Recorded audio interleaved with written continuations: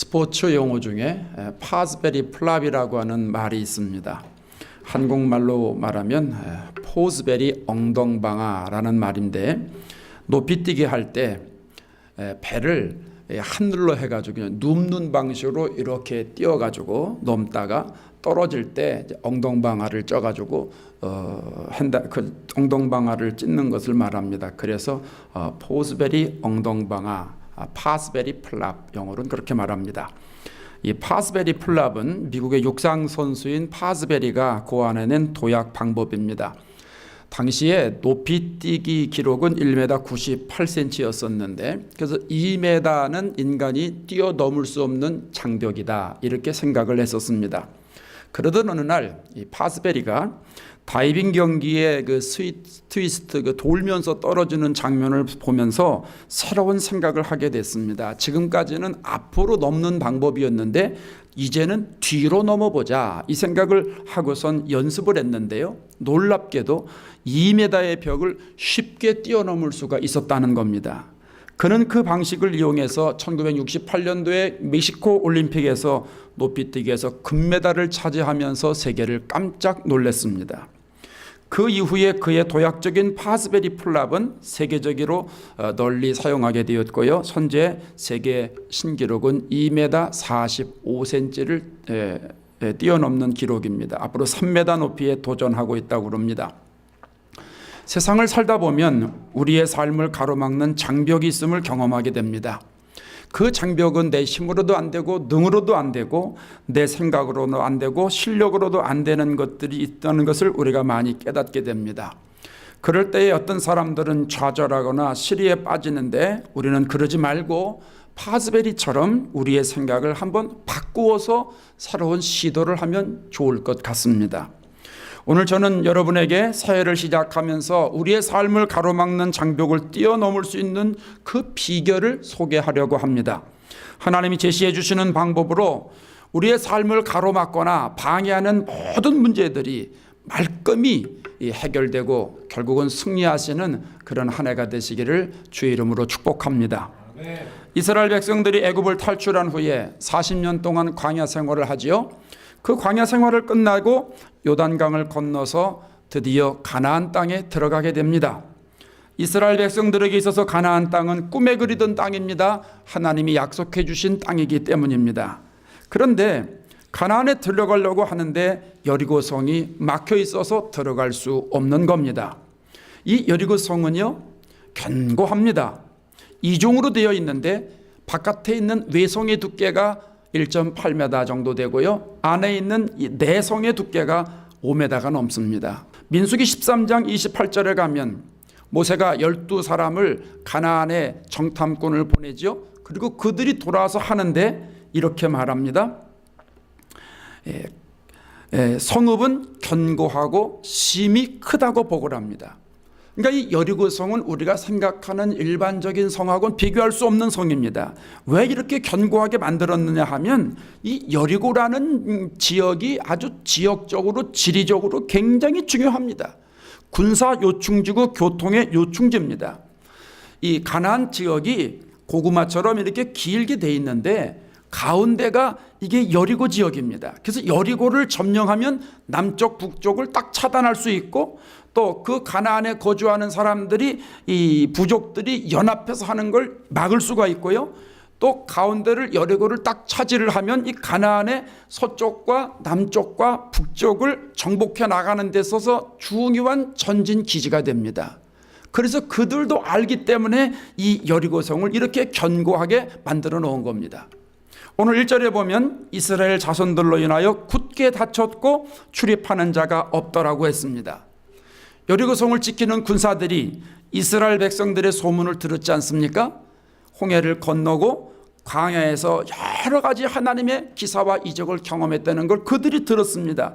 그들이 자기 성으로 몰려옵니다. 그 소문을 듣고 이제 그들을 막으려고 문을 다 차단한 겁니다. 다 막았습니다. 우리말로 표현하면 개미새끼 하나 지나갈 수 없을 정도로 그냥 그렇게 완전하게 문들을 다 막아놓은 겁니다.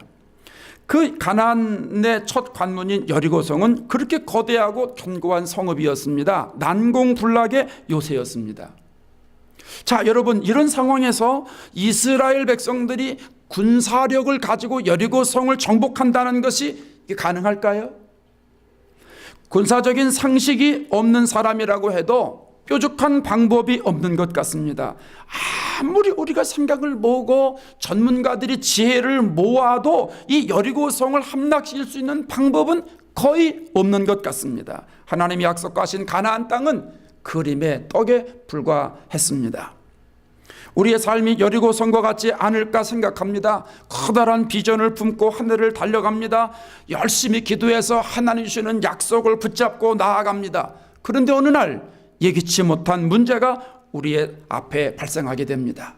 해결할 수 없는 벽에 부딪혀서 한 걸음도 나아갈 수 없을 때가 옵니다. 내 지혜와 지식과 힘과 능력으로 해결할 수 없는 부분들이 내 삶에 찾아온다는 겁니다. 하나님이 주신 비전이 그림의 떡이 될 때가 있다는 이야기입니다. 어떻게 하면 여리고와 같은 그 장애물을 우리가 쉽게 능력 있게 탁월하게 뛰어넘을 수가 있을까요? 어떻게 하면 그것을 다 무너뜨리고 승리할 수 있을까요?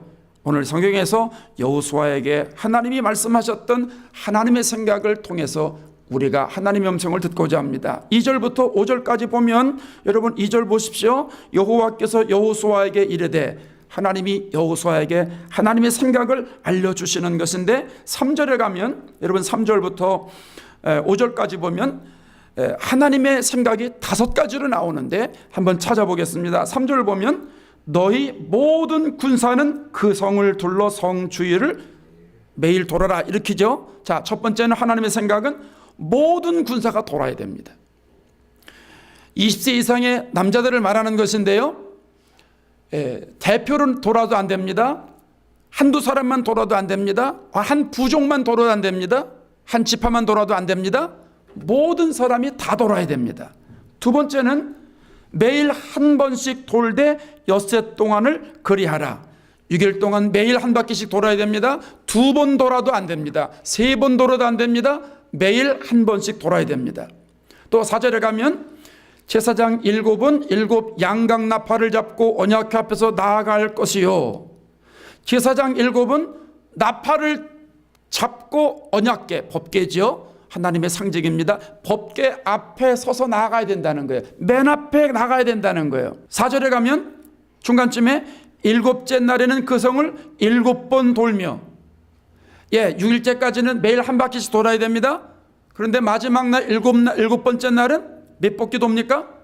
7바퀴 돌아야 됩니다. 그 다음에 마지막 5절에 보면 제사장들이 양각 나팔을 길게 불어 그 나팔 소리가 너에게 들릴 때에는 백성은 다 큰 소리로 외쳐 부를 것이라. 자, 제사장들이 나팔을 길게 불면 그 길게 부는 소리를 들을 때 백성들은 함성을 지르라는 겁니다. 소리를 지르라는 겁니다. 이것이 하나님의 생각입니다. 여러분, 하나님의 생각이 좀 우습지 않습니까? 많은 백성이 하루에 한 바퀴씩 성을 돌아라. 여리고성을 겨냥 나온 사람도 아니고 그것도 하루 이틀이 아니고 6일 동안 계속해라. 이해가 되지 않습니다. 7째 날에는 7바퀴를 들고 돌고 제사장들이 나팔을 불어라. 나팔을 왜 봅니까?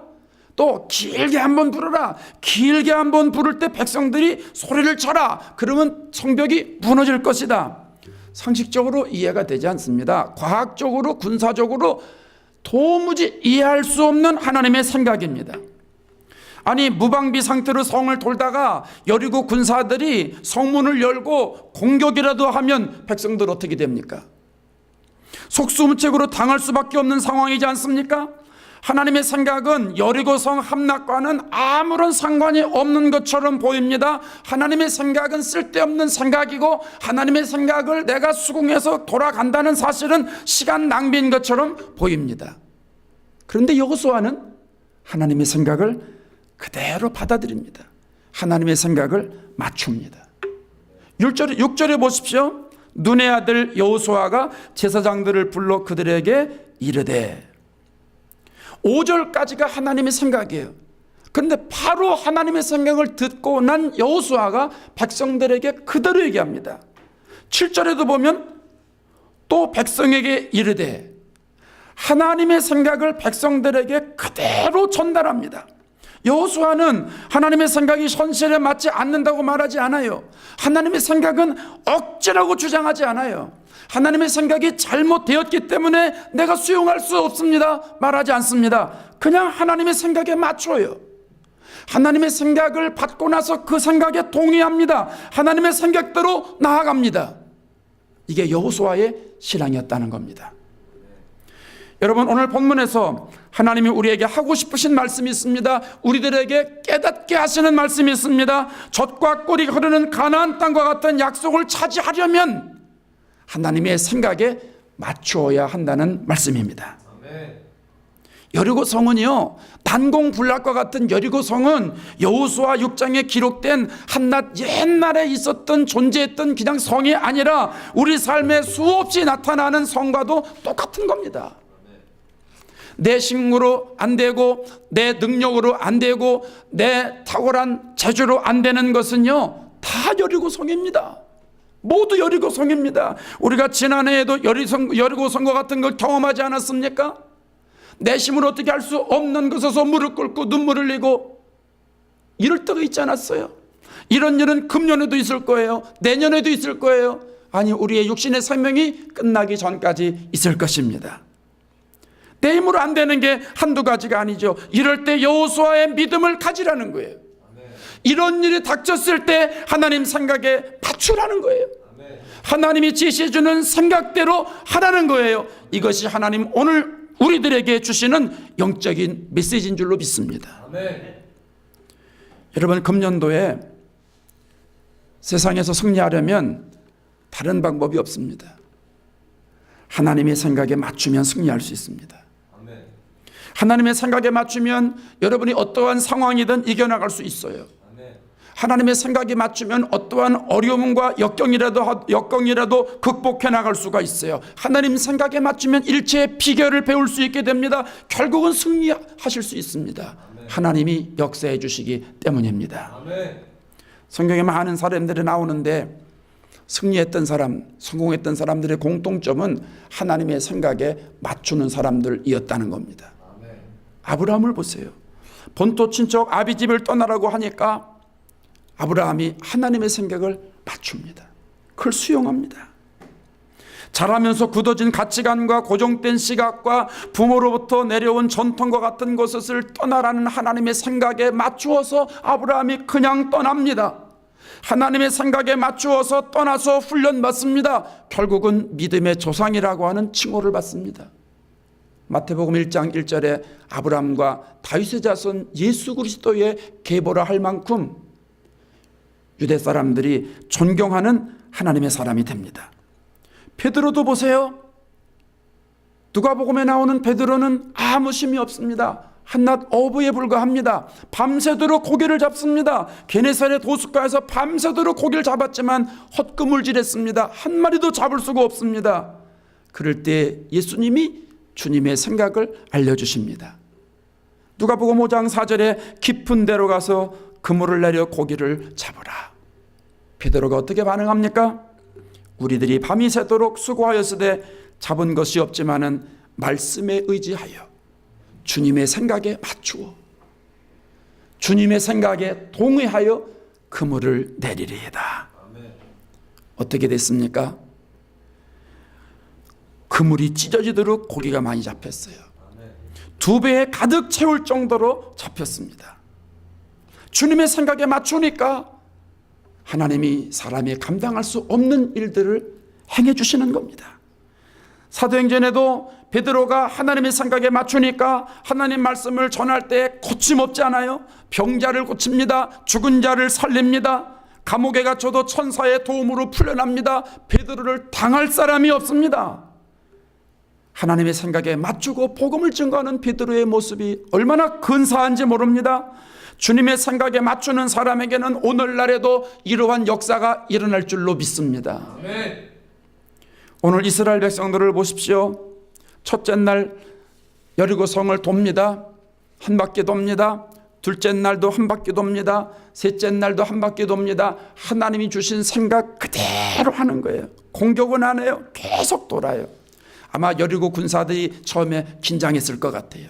수 없는 이스라엘 백성들이 성을 향해서 빙빙 돌아갈 때에 얼마나 긴장을 했겠어요. 야, 이제는 저들이 전쟁을 시작했는가 보다. 그런데 무기도 없이 저렇게 도는데 무슨 작전일까? 막 그들이 긴장해가지고 전투태세를 다 취했을 것입니다. 그런데 가만 보니까 돌고 그냥 갑니다. 돌고 그냥 가고 돌고 그냥 가고, 그러면서 그들이 비아냥거리지 않았겠어요? 또 자신만만했겠죠. 우리 성이 얼마나 큰지 너희들이 봤지? 너희들 이 성 못 들어와. 이쯤이면 포기하고 그냥 가라. 비웃었을지도 모릅니다. 그럼에도 그 소리 듣지 않고 계속해서 돌았다는 겁니다. 7째 날이 되었습니다. 성을 7번 돕니다. 그들의 생각이 아닙니다. 하나님의 생각대로 7번 돕니다. 하나님의 생각대로 제사장들이 나팔을 붑니다. 하나님의 생각대로 백성이 그 나팔 소리를 듣고 함성을 지릅니다. 어떻게 됐습니까? 이 20절에 보면 견고한 여리고성이 순간에 무너졌습니다. 하나님의 생각대로 맞출 때 무너졌습니다. 하나님의 생각에 맞추었더니 그들이 싸우지도 않고 그 전쟁에서 승리했다는 말씀입니다. 여러분, 주님의 생각에 맞출 때 하나님이 역사하는 거예요. 하나님 생각에 맞출 때 내 문제가 해결되는 거예요. 직장의 문제, 자녀의 문제, 건강의 문제, 사업의 문제, 관계의 문제, 모든 문제는 내 실력으로 되는 게 아니에요. 하나님의 생각에 맞출 때 해결되는 거예요. 금년 1년 동안 여러분 살아가실 때 하나님의 생각에 맞출 때 여러분의 삶의 시온의 뜰가 활짝 열려질 것입니다. 하나님의 생각에 여러분의 생각을 맞출 때 여러분의 삶이 햇빛 찬란하게 빛날 것입니다. 금년 1년 동안 하나님이 우리들에게 이러한 복을 주신다면 얼마나 기쁘고 즐겁겠어요? 아멘. 얼마나 금년 한 해가 기대가 되겠습니까? 아멘. 어떻게 하면 하나님의 생각에 맞출 수가 있을까요? 구약시대에는 하나님이 직접 음성으로 알려주셨어요. 아브라함아, 아담아, 모세야. 그래서 다 들을 수 있었어요. 그런데 요즘은 구약시대가 아니기 때문에 들을 수가 없어요. 요즘은 성령 시대이기 때문에 성령을 통해서 하나님의 생각을 들을 수 있게 됩니다. 요한복음 14장 26절에 보혜사 곧 아버지께서 내 이름으로 보내실 성령, 그가 너희에게 모든 것을 가르치고 내가 너희에게 말한 모든 것을 생각나게 하리라. 성령께서 주시는 생각을 받아들이는 사람이 그게 하나님의 생각을 소유하는 사람이다, 이런 말입니다. 우리가 하나님의 생각을 분별할 때에 두 가지를 알아야 됩니다. 왜냐하면 어떤 게 하나님의 생각이고 어떤 게 내 생각인지, 어떤 게 하나님의 생각이고 어떤 게 마귀가 주는 생각인지 혼란스러울 때가 많아요. 저는 하나님의 생각을 분별할 때 두 가지로 생각을 하는데, 첫째는 하나님이 주시는 생각을 가지고 있으면 내 마음이 평안합니다. 기쁩니다. 즐겁습니다. 로마서 8장 6절에 영의 생각은 생명과 평안이라 그랬어요. 요한복음 14장 27절에 평안을 너에게 끼치노니 곧 나의 평안을 너에게 주노라. 내가 너에게 주는 것은 세상이 주는 것과 같지 아니하리라. 예수님이 주시는 평안은 세상에 그 누가 줄 수 없다는 거예요. 세상이 주는 평안과는 비교할 수 없다는 거예요. 여러분, 하나님이 우리들에게 평안한 마음을 주시면 편안한 거하고 평안한 거하고는 다른 겁니다. 편안한 거는 그냥 릴렉스한 겁니다. 그냥 편안한 겁니다. 근데 평안한 것은 그게 아니고 내 마음에 기쁘고 즐거운 거예요. 하나님이 나에게 주시는 영적인 생각, 하나님의 생각은 하나님의 생각이 나에게 들어오면은요, 내 마음속에 기쁨이 있어요. 즐겁습니다. 여러분, 은혜 받아보시면 느끼시잖아요.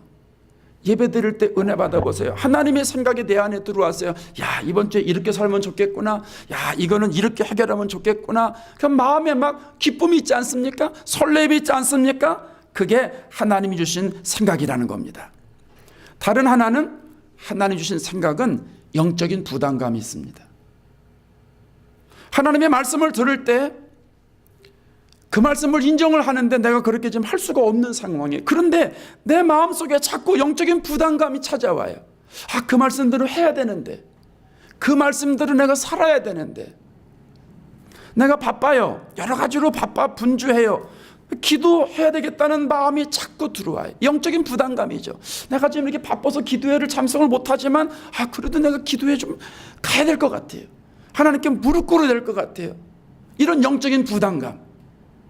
나는 전도할 수 있는 사람이 아닌 것 같아요. 그런데 계속 전도의 메시지가 선포가 돼요.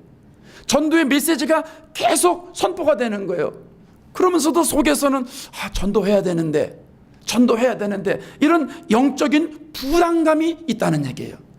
여러분, 예배 드릴 때, 찬양을 할 때, 기도할 때, 말씀을 들을 때 하나님 주시는 생각으로 인해서 내 마음속에 영적인 부담감이 있다면 여러분, 그건 하나님 주시는 생각이 분명합니다.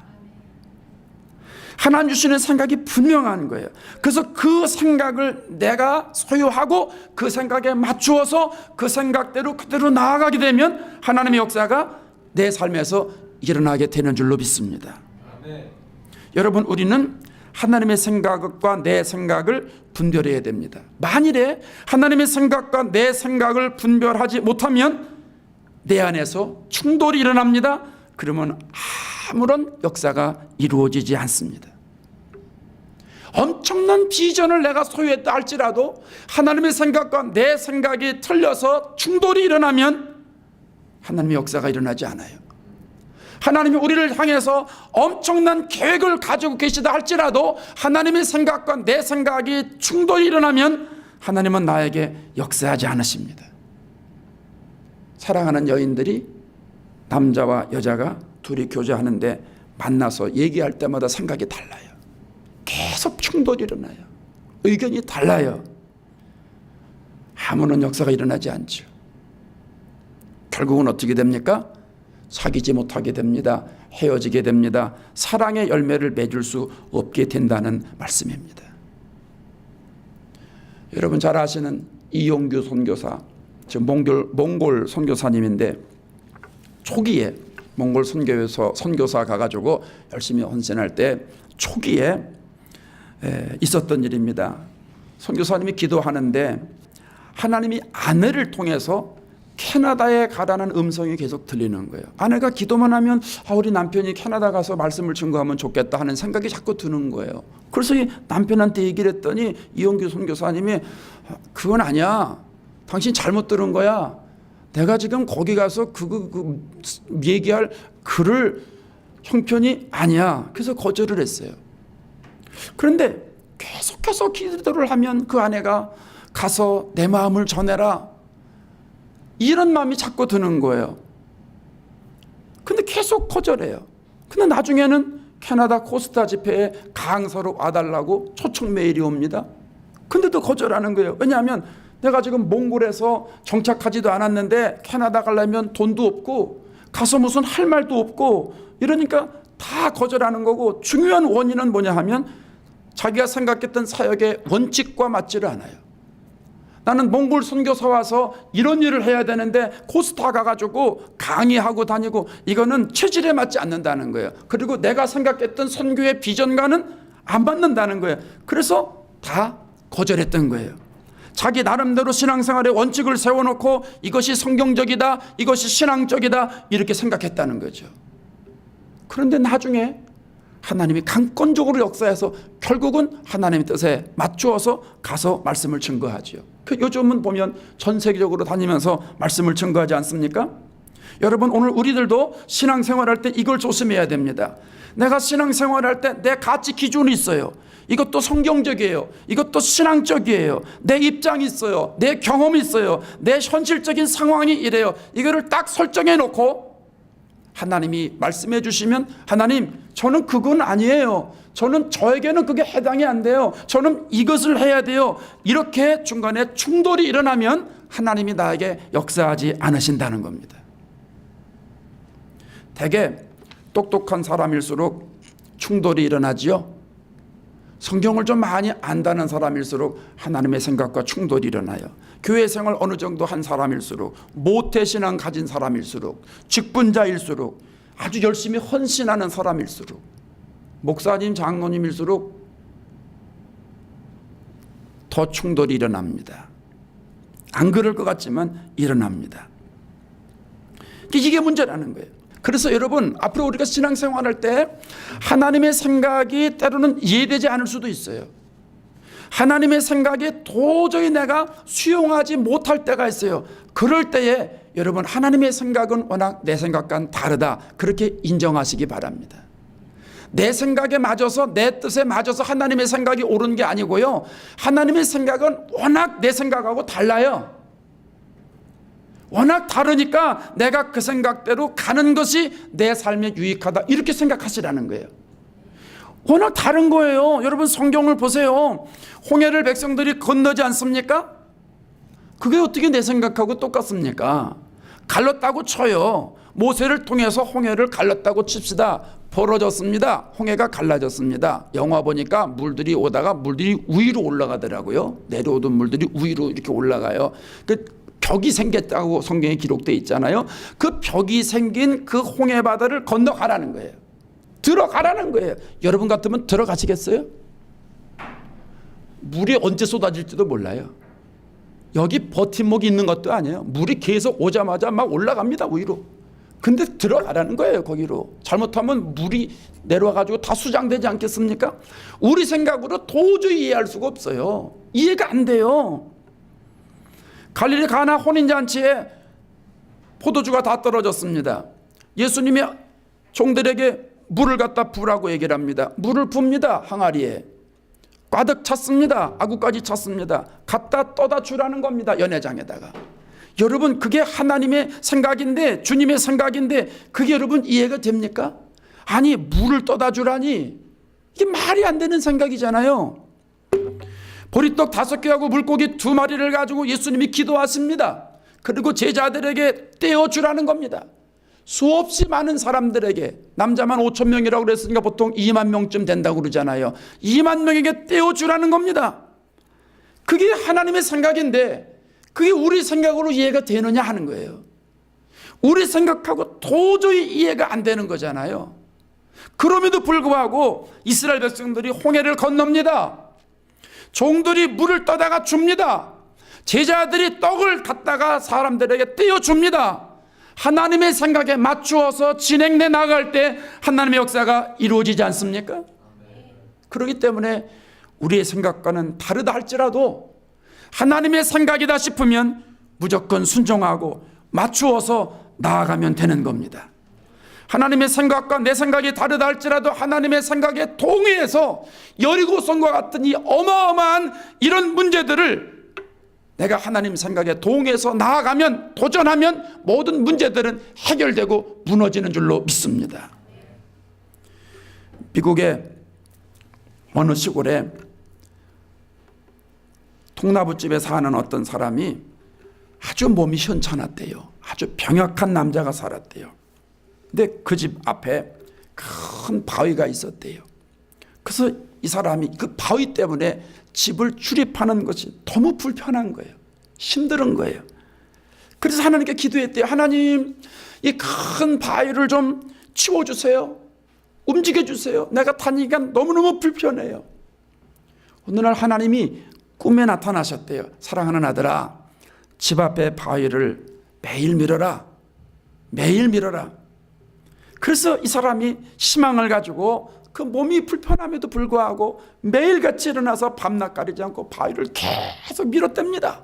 하루를 밀고 이틀을 밀고 열흘을 밀고 한 달을 2달 계속 밀어서 8개월 동안 밀었답니다. 8개월 동안 열심히 밀고 나서 이제 바위가 조금 움직였겠지 하고선 차를 갖다가 측량을 해보니까 1인치도 옮겨지질 않았다는 겁니다. 그 바위가 옮겨집니까? 그게 내가 가서 민다고 그게 안 옮겨졌다는 거예요. 그걸 발견하고선 그동안 자기의 수고가 헛되고 시간 낭비했다는 걸 알고 너무 원통하고 분해서 엉엉 울었다는 거예요. 엉엉 울었다는 거예요.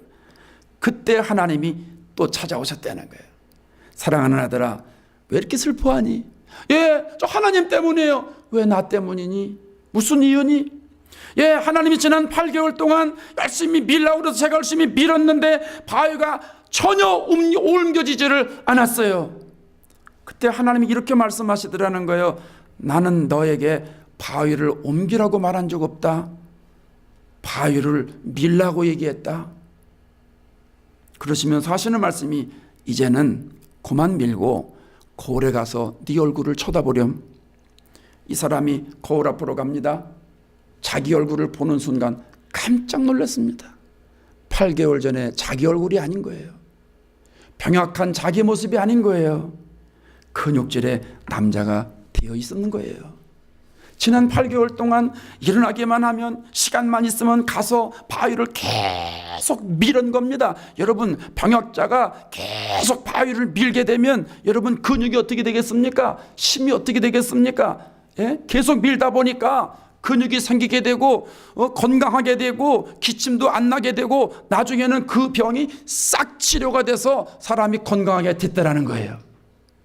하나님의 생각은 바위의 위치를 옮기는 것이 아니라, 바위의 위치를 변화시키는 것이 아니라 그 병약한 사람을 변화시키는 게 하나님의 생각이었어요. 하나님의 생각은 바위를 옮기는 것이 아니라 그 사람의 건강을 회복시키는 것이 하나님의 생각이었다는 겁니다. 하나님의 생각과 우리의 생각이 다르다 할지라도 하나님의 생각에 맞추어서 나아갈 때 하나님이 역사하시는 것입니다. 여러분, 신앙생활에 중요한 게 많지요. 금년에 여러분이 신앙생활 열심히 하시려고, 잘 하시려고 여러 가지 계획을 세우신 줄로 믿습니다. 송구영신 예배 때 여러분이 쓰신 기도 제목을 제가 보니까 여러분이 금년도에 어마어마한 일을 하실 것 같아요. 엄청난 일들을 많이 쓰셨어요. 하나님이 생각나게 하셔서 쓰셨으니 하나님께 초점을 맞추고 나아가면 그 뜻을 하나님이 이루어 주실 것입니다. 가장 중요한 것은 하나님 생각에 맞추는 것입니다. 신앙생활은 내 뜻대로 하는 것이 아니라 주 뜻대로 하는 것이잖아요. 예수님도 겟세마네 동산에서 기도하실 때 아버지의 원대로 하옵소서, 내 원대로 마옵시고 아버지의 원대로 하옵소서 하면서 주님의 뜻대로 해달라고 기도했습니다. 내 뜻대로 하는 걸 인본주의라고 그러고 하나님 뜻대로 주 뜻대로 하는 걸 신본주의라고 말합니다. 우리는 신본주의로 사는 사람들이기 때문에, 하나님 중심으로 사는 사람들이기 때문에 어느 때든지 언제든지 어떤 상황에서든지 하나님의 생각에 맞춰야 됩니다. 하나님의 생각에 맞추면 우리의 믿음이 성장합니다. 우리의 믿음을 통해서 하나님이 역사해 주실 것입니다. 금년 1년 동안 우리 앞에 어떠한 여리고성이 온다 할지라도, 아니 여리고성보다도 더 튼튼하고 난공불락 것 같은 그런 문제들이 온다 할지라도 하나님의 생각에 맞추기만 하면 하나님이 역사해 주실 겁니다. 날마다 순간마다 하나님 생각에 맞추셔서 하나님을 체험하면서 금년 한 해 동안 승리하시면서 하나님께 영광 돌리시기를 주의 이름으로 축원합니다. 기도하겠습니다.